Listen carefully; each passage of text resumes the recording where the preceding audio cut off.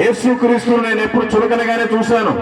యేసుక్రీస్తును ఒక కులానికి అంటగట్టాను, యేసుక్రీస్తును ఒక మతానికి అంటగట్టాను. కానీ ఎప్పుడైతే నాకు చావు దగ్గరికి వచ్చిందో ఆ సమయంలో నేను చనిపోదాం అనుకున్నప్పుడు వేరేప్పుడు నేను నమ్మాను. చాలా ప్రశాంతంగా ఉంది.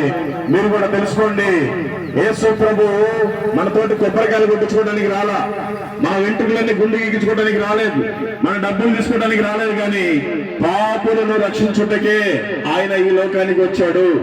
మనం ఆయన నమ్ముకుంటేనే మన స్వర్గానికి చేరతాం. ఈ భూమి మనకి శాశ్వతం కాదు, మన కుటుంబం శాశ్వతం కాదు, మన ఊరు శాశ్వతం కాదు. మనము చనిపోయిన రోజున మన భార్య మనతో పాటు రాదు, మన భర్త మనతో పాటు రాడు, మన పిల్లలు మనతో పాటు రారు, మన బంధువులు మనతో పాటు రారు, మన స్నేహితులు మనతో పాటు రారు, మన ఆస్తులన్నీ ఏవి మనతో పాటు రావు. చివరికి మనం వేసుకున్న బట్టలు కూడా రావు. ఇంట్లో మనిషి చనిపోగానే ఫస్ట్ నీ పేరు పెట్టి పిలవరు. ఆ శవాన్ని అటు జరపండి, ఇటు జరపండి, త్వరగా పాడి కట్టండి, అందరికి ఫోన్ చేయండి, మళ్ళీ లేట్ అయితే వాసన వచ్చింది, ఇలాంటి మాటలు మాట్లాడతారు మన ఇంట్లో వాళ్ళే బంధువులందరికీ ఫోన్లు చేస్తారు. రాగానే తీసుకుని వస్తారు, పాడి కడతారు, శవాన్ని ఎత్తుతారు, బొరుగులు చల్లుతారు, తమలపాకులు చల్లుతారు, చిల్లర డబ్బులు చల్లుతారు, పూలు చల్లుతారు, తీసుకెళ్లిపోయి సమాధిలో పాతి పెడతారు. అంత మాత్రమే కాదు, ఆ తర్వాత 3 రోజులకి చిన్న దినమో, 5 రోజులకి పెద్ద దినమో, ఏదో 15 రోజులకో చేస్తారు. ఆ తర్వాత నీ ఫోటోను ఒక గోడకు పెడతారు.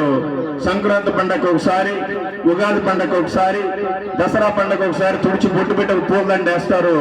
కానీ మనం ఎక్కడికి వెళ్తున్నామో గుర్తుపట్టాలి. మనం చనిపోయిన తర్వాత మన దేహం మట్టిలో కలిసిపోతుంది, మన ప్రాణం గాలిలో కలిసిపోతుంది. కానీ ఒక ఆత్మ ఉంది, అది పరమాత్ముడి దగ్గరికే చేరాలి. పైన మనం చనిపోయిన తర్వాత 2 ఉంటాయి.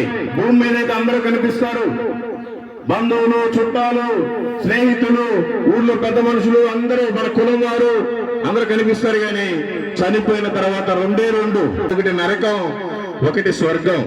స్వర్గానికి వెళ్ళాలి అంటే యేసుక్రీస్తు తప్ప వేరొక మార్గం లేదు.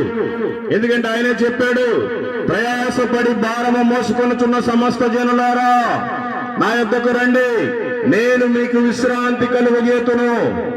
అట్లాగే నేనే మార్గమును, నేనే సత్యమును, నేనే జీవమును, నా ద్వారా తప్ప ఎవరును కూడా తండ్రి యొద్దకు చేరడు అని వాక్యం సెలవిస్తుంది. కాబట్టి మనం నమ్మాలి.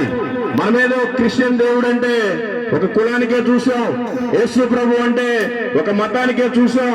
మనం ఆలోచించాలి, మనం బ్రతికిని రోజులైంది, మనం నమ్మే దేవుడు మనతోటి ప్రేమ మాట్లాడుతున్నాడా?